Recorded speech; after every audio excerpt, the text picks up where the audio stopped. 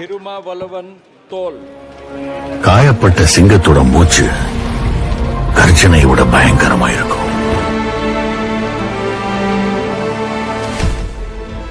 மக்களவை உறுப்பினராக தேர்ந்தெடுக்கப்பட்டுள்ள தொல்காப்பியன் திருமாவளவன் என்னும் நான்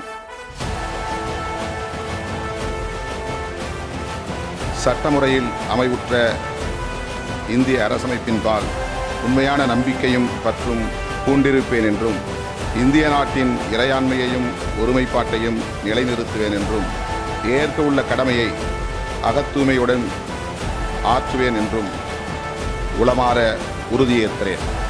ஜெய் டெமோக்ரஸி, ஜெய் கான்ஸ்டிடியூஷன்.